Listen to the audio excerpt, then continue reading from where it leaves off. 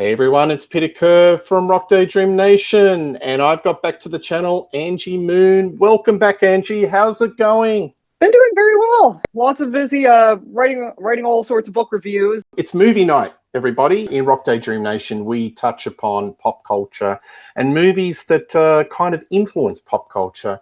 And one of my favorite directors and one of my favorite films is a movie that came out in 1970 called Beyond the Valley of the Dolls, which directed by Russ Meyer. In no way, shape or form was it a direct sequel to the 1967 movie Valley of the Dolls, but this one was directed by Russ Meyer and written by esteemed film critic Roger Ebert.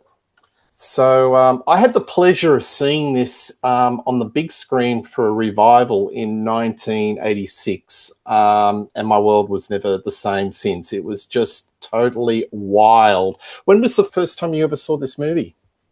Actually, just a few months back. I'm more so hyper focused on music that movies can be a bit of a blind spot for me. Although I do really like movies, it's just I need to watch more older films. I mean, I do watch them from time to time, but yeah, this one is just incredible. But obviously, like everyone will know some references from the film if they've seen Austin Powers, and Austin Powers is the reason I got into classic rock in the first place. So there's that Yep. whole line where he says, "It's my happening," and it freaks me out. It's lifted from this movie. And there's so So yeah. many other sort of pop culture references that this movie did influence. Look, it was hyper controversial in the day. It's kind of violent, satirical. It's way out there. How would I describe it? I would describe it at the top of the show as Melrose Place meets Days of Our Lives on steroids. Would that be a fair assessment? It's pretty absurd and extreme in every shape or form, isn't it? I think that's what makes it great. It's just like I don't want things that are just ordinary and samey. I want it to be just crazy and out there. I mean, movies are just a great form of escapism. So Yeah, I think that's absolutely. this movie definitely provides that. Yeah. So the plot follows an all-female rock trio called the Carrie Nations. Well, initially they're not called the Carrie Nations.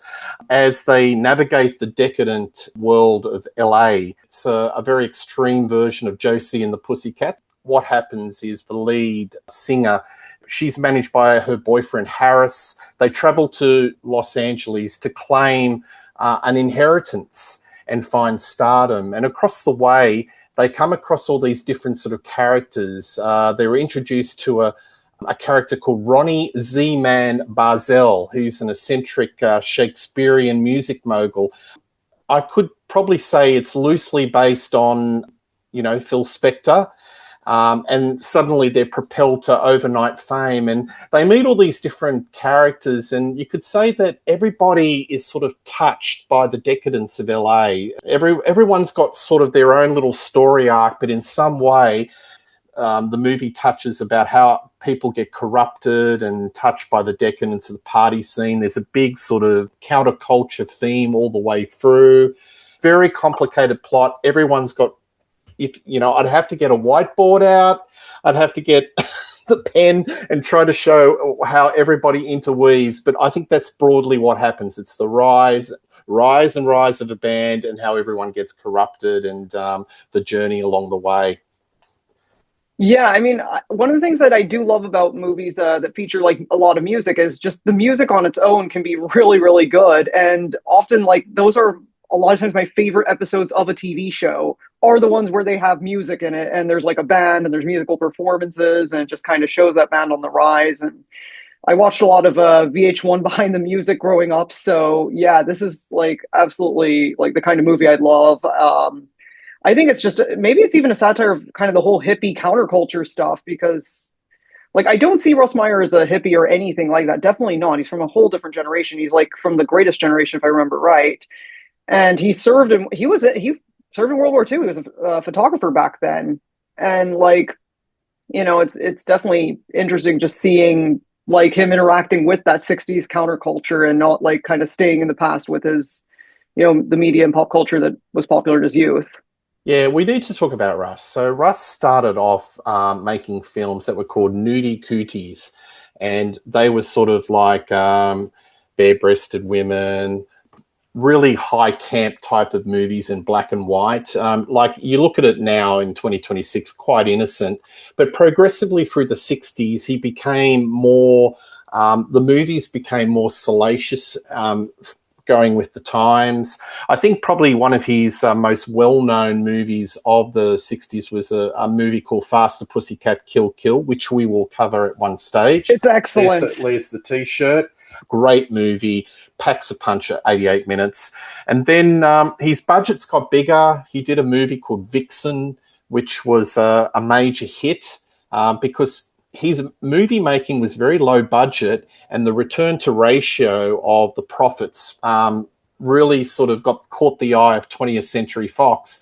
And there you go. He got signed up to make a multi-million-dollar movie, and probably at the end of it, 20th Century Fox were probably thinking, what did we do?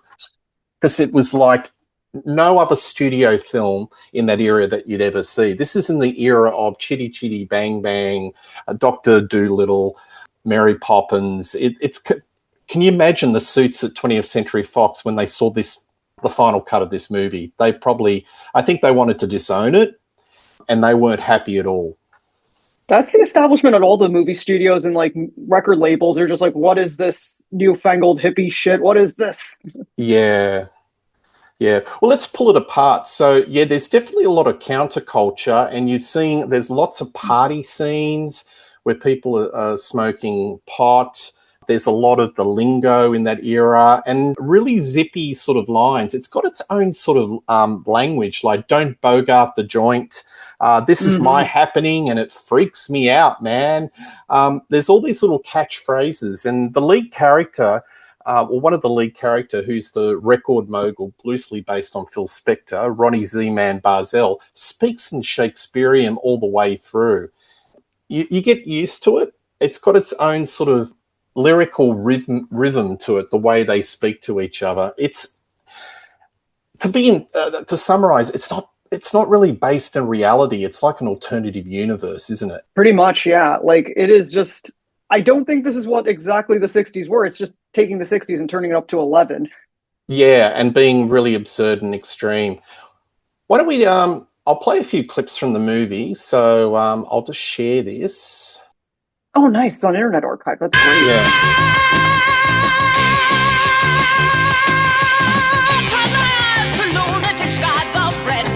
There's some really decent songs in this movie. The music is really, really strong, Angie. Yeah, like I could see this being released unironically as pop song or rock song. The movie has got a very kinetic energy. Moves along.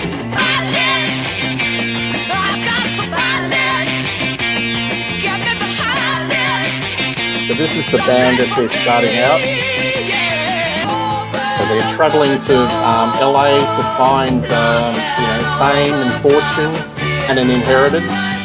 So it's a little bit of a travelogue.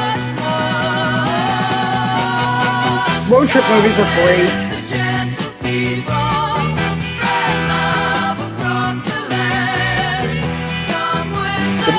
There's music all the way through it. It's really good. So you've got bands like the Sandpipers, the Carrie Nations,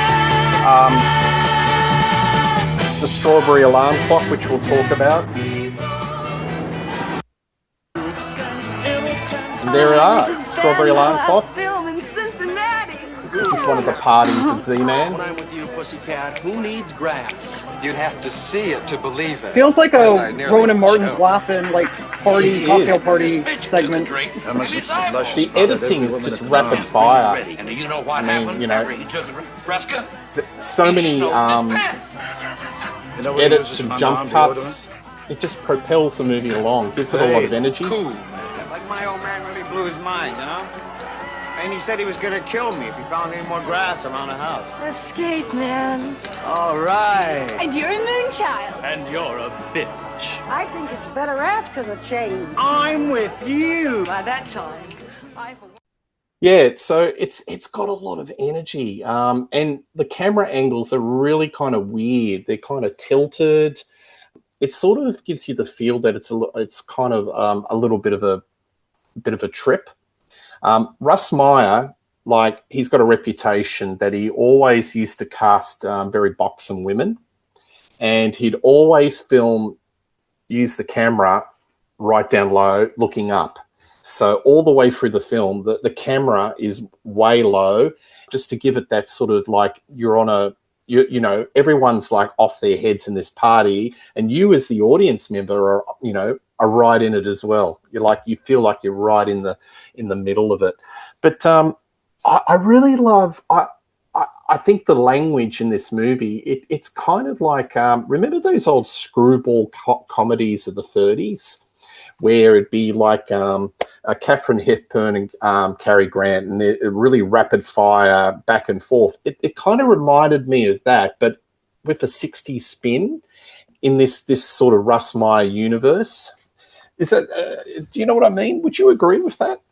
Yeah, like I could definitely see like this being like kind of a return to pre-Hays Code, like that sort of thing, kind of like coming full circle. Because like the Hays Code was only struck down like earlier in the decade, if I remember right. Yeah. But people don't talk like that, but everything's kind of sped up. There's very few moments that are kind of pause or, you get your breath back. Everything is like fast, sped up. If something gets a little bit boring, he jumps to another plot strand. He does a jump cut to somebody else. The camera's always moving, and it's like an illusion of just keep it moving. Even if things don't make sense, because there's a lot of things in this movie that just don't make sense. I think it does work well for this generation, especially like the TikTok generation. Like this is a movie that could just easily be made into little TikTok bits. And it's great in that way. It's great as a whole. I think that's what keeps these movies just so modern and fresh. And that's why they have staying power. Because a lot of older movies, they just drag a bit, especially like I was watching a bunch of silent film, and like sometimes they can drag a bit because, there aren't so much changing of angles because the cameras are huge and the technology just hadn't really advance that much. Yeah, absolutely. I've got a soundtrack. If you can, there you go. Beyond the Valley of the Dolls. Nice. It's a bootleg soundtrack. I got it at a record fair, but if you can't get the real thing, I'll settle for a bootleg. Tell me about the Strawberry Alarm Clock. Now, you asked about Beyond the Valley of the Dolls. Please share it. How did they get involved in this movie? Yeah, basically they had a big hit in 1967 with Incense and Peppermints. And that was their song that went to #1. And like it was huge, and it got them a lot of opportunities. And one of the opportunities that they got from it was Beyond the Valley of the Dolls. I can imagine, every movie director wanting to hire a really big band like the Beatles or Stones. And, they're quite busy. They're, A-listers. So get a band that had a hit and have a great stage presence, make all sorts of great music. I mean, one of the things about the Strawberry Alarm Clock is they're very underrated, and I think you should definitely go beyond the hits when you're listening to them because you can find some great stuff. All their songs sound a bit different. Love are another band that are a lot like that, and it's just they have a bit of jazz, and their influences are all over the place, very eclectic. Like that was something that I definitely got from the interview that I did with them. Yeah. So how did they get involved with this project? Yeah, so Mark White said that he just left the band prior to shooting the movie, and Roger Ebert wrote the screenplay, and he asked the band to perform in the movie. And then George Bunnell said that Roger Ebert wrote the band into the script. In his original script, it was the Strawberry Alarm Clock plays at a party. Right. And they had this new member, a guitar player and a songwriter that came in, and they performed, and it was some sort of 4-piece band. They played the party scene. So Gene Gunnels was there, George Bunnell was there. They got some award from it, the Roger Ebert thumb, and they were passing it around between each other afterwards. But I think somebody ended up keeping it. Yep. And they actually reunited at Roger Ebert's film festival, like in the 2000s, which was pretty cool, like to make that happen. Yeah, absolutely. It's really strange. We'll talk about Roger Ebert, his involvement in this, which is just really growing up in Chicago, I'm very familiar with his name because he would always be on the news in Chicago, like talking about movies. Really odd. And there is a sort of a duality about this, and we'll get into this. So let's talk about the music, and then we'll talk about the plot and all these other things. So music is all the way through it. With the Carrie Nations, obviously it's not sung by the lead actress in this movie, Dolly Reed. as Kelly McNamara. And Dolly Reed is actually interesting in this movie because she's English, and I've seen this movie 30 times, but I had the headphones in and I'm listening to her speak, and you can hear her accent oscillate. It's the first time I've ever heard it. Like she'd be ramping up a scene and getting quite emotional, and you can hear the English accent come out, and then it goes American, then goes English, and I've never heard that before. It was really weird. But her vocals in this movie are taken by a vocalist called Lynn Carey, and basically everybody in the band has been ghost sung, and I think her vocals all remind me of Ann Wilson out of Heart. I don't know. Have a listen. Yes, to it. I could see that, or Mary Clayton. I could definitely think of Mary Clayton. Like I remember listening to Gimme Shelter in the car with my parents, and my dad was like, "That sounds a lot like Ann Wilson," and I was like, "No, that's Mary Clayton. That could not be Ann Wilson. She was way too young at that point. She would have only been like 19 when that song came out." Yeah, but let's talk about the cast. Dolly Reed as Kelly McNamara. She didn't do too much. A lot of the actresses have background as being Playboy bunnies or pin-ups, so it's really they're kind of quite new to acting. But I really think for the roles that they have to play, they're fine. So you've got also Cynthia Myers as Casey Anderson, ex-playmate Playboy bunny. Marsha McBroom as Petronella Danforth, who plays the drummer. And then John Lazar as Ronnie Zedman Barzell. Eddie Williams as Ashley St. Ives. She did a lot of, she was in shows like Lost in Space, a lot of TV sitcoms, and she was a little bit of a sex symbol siren. But, if you look through the actors and actresses after this movie, nothing. It's like maybe they had somebody in Hollywood just put a rule and rub them out, because a lot of these actresses and actors after this movie did very little work. They either did exploitation movies or acting in porn. Yeah, like I think it's interesting about his movies that that whole thing, like he hired go-go dancers and Playboy playmates and bunnies. And I think it does work for the roles of his movies. Yes. And I think it makes it a lot more authentic, because if you use just a bunch of actresses that are just, in regular movies, they could get typecast. And it sucks that for them, like if they did want to go into Hollywood, this wouldn't be their big break. Yeah. And they'd just be typecast. But it just adds that authenticity to the movie. But the situations and the dialogue is so absurd, because I think it's a satirical film. So it's Roger Ebert and Russ Meyer doing a satirical version of Hollywood counterculture.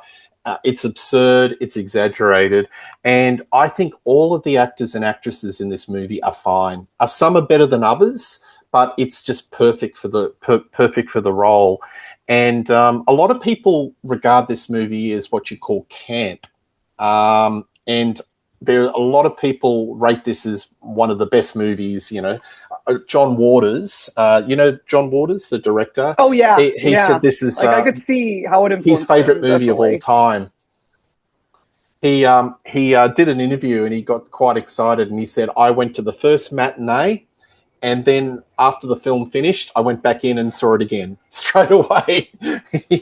He loved it. So John Waters, this is right up his alley. Oh, yeah, I could definitely see how it influenced like Pink Flamingos, definitely, and like his casting of Divine, and it just you could definitely see that lineage there. Yeah. But it did damage a lot of careers. I mean, especially John Lazar, whose character is quite extreme, and there's a revelation at the end of the movie, which I won't do a spoiler, but it's lesbian, gay, transgender. If it's out there in this movie, isn't it? And for 1970, this would have been quite mind-blowing and controversial and bending for a lot of folks to take, wouldn't it, in those days? Oh, yeah, and it definitely wasn't Russ Meyer's first foray into having lesbian and bi-curious characters. I think in Vixen they had a bit of that, And A some lot people of even it. think, And oh I yeah, mean, Vixen was in incestuous relationship between the brother and the sister. It was he just it was pushed just the like all the boundary. taboos. But I think that a lot of the criticism with Russ Meyer is that he did come out of exploitation cinema, and a lot of his you know choices were, a lot of people said it was dubious.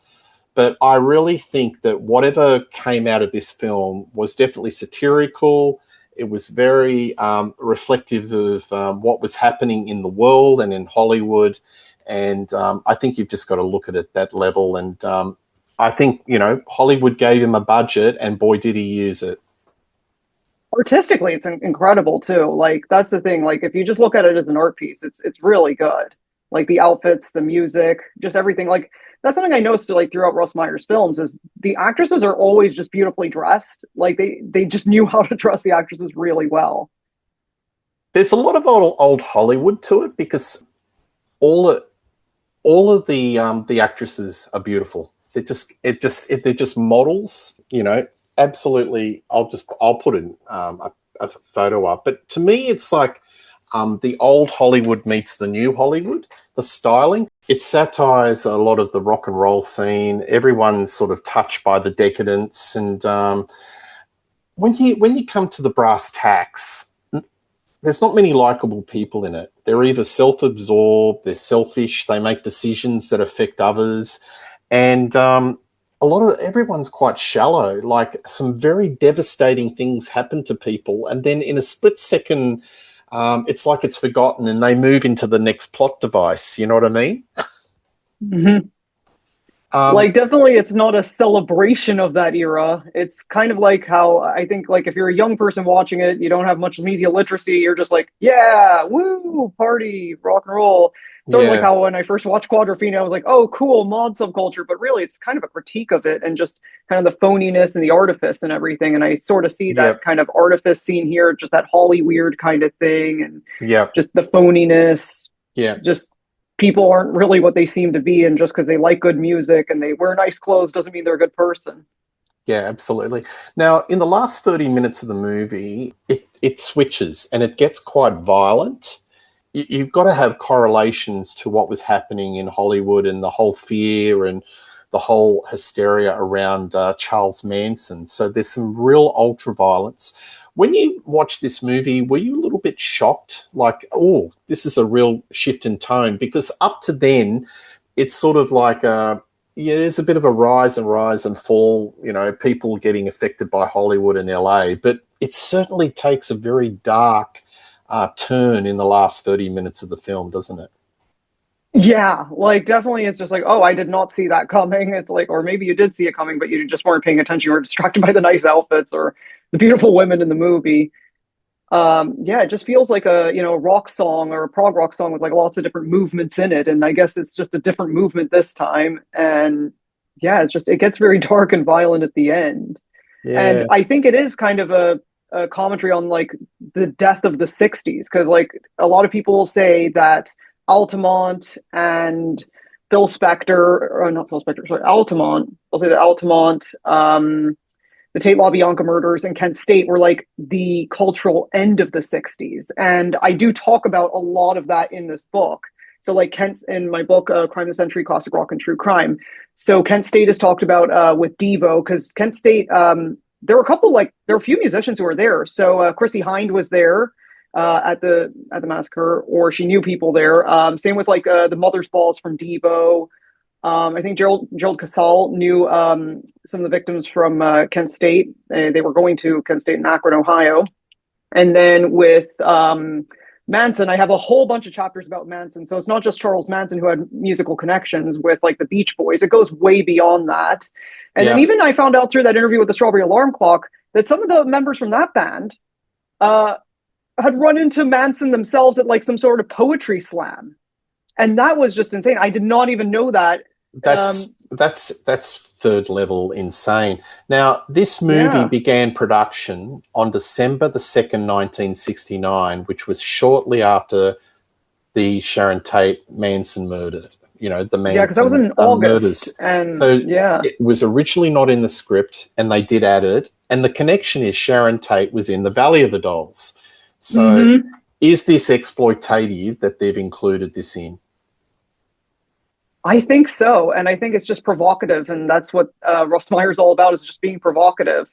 And like Mm, a lot of his movies definitely can have like some sort of political kind of world event connection. Because I was watching some of his movies from the '70s, and there's definitely references and just poking fun at the Nazis. And another director that similarly did this was Kenneth Anger, and that's another director that I wrote about in Crime of the Century here. He had a whole like connection with Bobby Beausoleil. Kenneth Anger also, he wanted to have Jimmy Page do music for his movie, but that didn't pan out, so they got Bobby Beausoleil to do it instead from prison, of all places. Altamont is another thing that I do talk about in this book. So I talk about the killing of Meredith Hunter in the book. So yeah, there's a lot of, so if you like Beyond the Valley of the Dolls, you might like Crime of the Century, classic rock and true crime, yeah. because I do So, talk about like the dark elements of rock and roll. well, here's another connection. Valley of the Dolls star Sharon Tate was among the murder victims, as was Jay Sebring.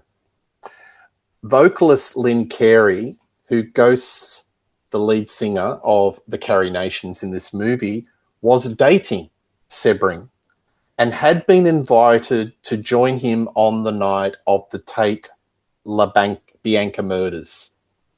So 1 or 2 degrees of separation. Isn't that weird?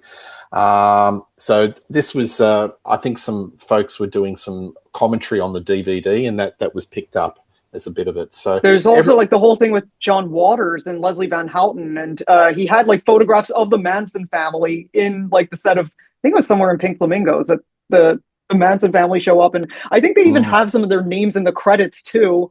It's Yeah. definitely like that was everywhere. Like I have to imagine like the Manson family trials was like their OJ. Yeah. So, but the way that the murders are shown in this movie, it's very explicit for its time. So this movie got an X in its day. It's probably an NC-17 in America, or it's definitely an R in Australia. But even like watching it today, it's quite graphic and quite shocking, those last 20 minutes. But I guess, you know, you can see it on both sides of the coin. It's either it's exploitative, or they are seriously putting it in to show the decay of Hollywood. So I think I see it as 50-50 on both sides of the coin. It's both exploitative, but at the same time. It would make a great essay topic for like a film class in a university, is like, what was it? Was it exploitation? Was it satire? What was it? Yeah, well, there is an exploitative sort of underline, because you've got Russ Meyer, whose background is exploitation, and a leopard doesn't change his spots. So, you know, the casting of the women, the camera angles, the whole thing, it's his universe. I think that maybe the satirical part of it was probably less Russ Meyer and more Roger. Him bringing his influence, and a lot of the very strange lines that are spoken by the actors in this movie, because it is quite absurd. But my beef in this movie, is Roger Ebert was one of the biggest critics about violence and horror movies. So, you know, movies like I Spit on Your Grave, a really bad 1978 revenge rape type thing. How could he throw stones when he's reviewing movies of those, you know, the slasher movies in the 70s, when he was partly responsible for a movie that was quite ultra-violent and to some people quite exploitative? That's the thing that sort of doesn't sort of sit right with me, you know? Have you got a take on that? There's a little bit of duality here, a little bit hypocritical. Last time that some creative like that has been hypocritical about what they do. I mean, we see it all the time now in media. Maybe he just thought that, you know, I had to do it presented in this way. I had to do it extreme, because this was what was happening in society. Because American society at the end of the 60s, early 70s was very violent, and there was some very significant events. So as you had very eloquently explained earlier, maybe that's the way they had why they had to do it. The sense of humor back then was just so edgy and, just offensive, because that is Mm, often a coping mechanism for people. They turn to humor to cope, and I think we're seeing a return of that now. it's a really weird movie, Angie, because it's got old school, Old Testament violence, and then there's this counterculture trying to be hip and what's happening in the 70s, and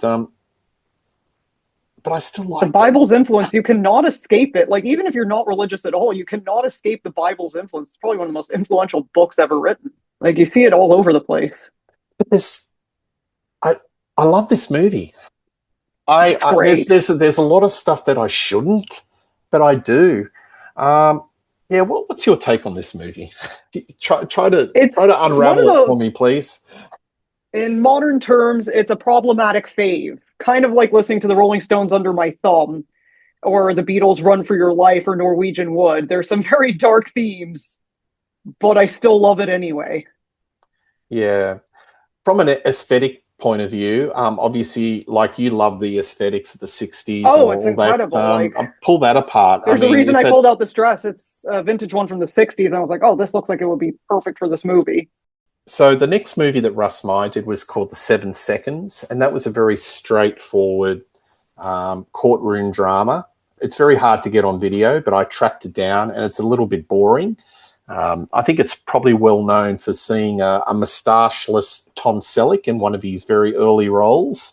It also had Eddie Williams back in the movie, but it's kind of dull, and it probably confirmed that Russ Meyer, his universe wasn't ready to do straight courtroom dramas.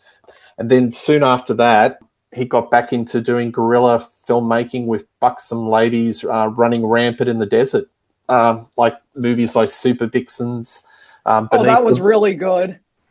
Again, very violent. We'll Oh, cover yeah. that in a future episode. Love it, Oh, but my God. but I am Oh, troubled.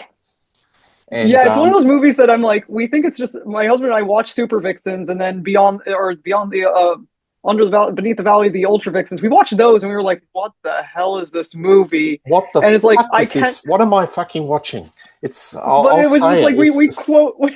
I just think like one of the funniest lines from it is like when the Austrian woman just goes, "Jawohl, mein Herr," and I just start laughing. Like, that yeah. is just so funny. I just crack up. Super Vixens, yeah, back to guerrilla filmmaking with low budget locations, but much more violent. But the last movie was Beneath the Valley of the Ultra Vixens, 1978. He was almost going to make a movie with the Sex Pistols. That's a whole episode in itself on Rock Oh Daydream my Nation. God. He was going to do a movie about the great rock and roll swindle or something with them, and met with the Johnny Rotten and the band, and he didn't like them and they didn't like him, and that never came to fruition. And I think there was going to be a movie Wow. called The Breast of Russ Meyer, and it never occurred. But he's certainly in his own universe, and he left his mark on exploitation cinema or cinema. But I have to say, Beneath the Valley of the Dolls is one of my all-time favorite films, because I don't know if it was accidental, but I think it's just a brilliant satire of Hollywood, and I just love the absurdity and all it kind of represents, and the aesthetics. And Mm. I don't know. Any Definitely final... a movie that you have to see it before you die, and it's just like you haven't lived until you've seen this movie. Absolutely. And even the soundtrack, I'll put it up again, is not too shabby if you can get it.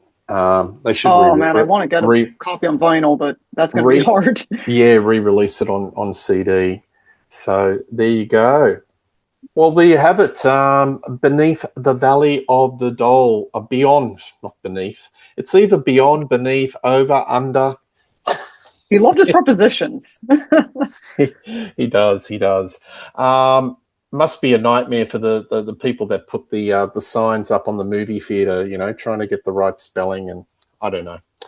I always laugh when there's misspellings on those. Those are always funny. Or they have to use the wrong letter, or they use a number instead of a letter. Yeah, absolutely. So check it out. Beyond the Valley of the Dolls. It's out on DVD, and I don't think it's ever been on TV, and understandably so. But it is a classic movie. But be warned, it is quite out that there. X rating is just the kiss of death for a movie. It is indeed. Angie, what's on the agenda with Angie Moon at the moment? What's happening in your world? So, yeah, what's happening next is I'm working on the next installment of Crime of the Century, but this time it's going to be about celebrities on trial. And this is such a relevant topic because of censorship. And there's going to be a few censorship cases in that one. Two that I can think of right off the top of my head are Mae West, which I've already written about. And the next one is Lenny Bruce. So that's going to be written. I have a couple more chapters to go until I get to Lenny Bruce, but that's going to be really interesting because there's a whole Phil Spector connection with Lenny Bruce. Like, he was really, really affected by his death, and he was there. I think he actually bribed the cops not to publish photos of his death. So yeah, that's definitely going to be a story there. I think there's just so many other obscenity trials. I don't talk about all of them. I mentioned James Joyce's Ulysses was a famous obscenity trial, and then there's also Lady Charlie's Lover. But I'm not really much of a literature person, so I don't talk too much about that. But I do mention it because I think it's important to mention that in the history of obscenity trials. Absolutely. Well, we'll follow your journey on that book as soon as it comes out. Love to have you back on the channel, and we'll do that. But for the time being, Crime of the Century. Crime of the Century is here, and still selling signed copies here. I can also have my cat sign it. I can write whatever the heck you want in it. Just let me know, and I can personalize it however you like. It's just got 23 stories of just rock and roll, colliding with murderers and serial killers and attempted murderers, presidential assassinations and assassination attempts. I can't believe this is all real. That's the thing. Unlike Beyond the Valley of the Dolls, this is all real. This is all true. Yeah, absolutely. It's real. So sometimes the real is unreal, or it's hard to believe. I don't read novels much because I'm like, why do I need to? Real life is already crazy enough.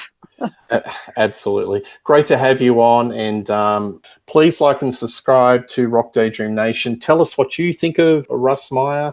We cover all things in Rock Daydream Nation. So Angie, once again, thank you for coming on the show, and it's a pleasure. We'll catch up very soon. Cheers. See ya.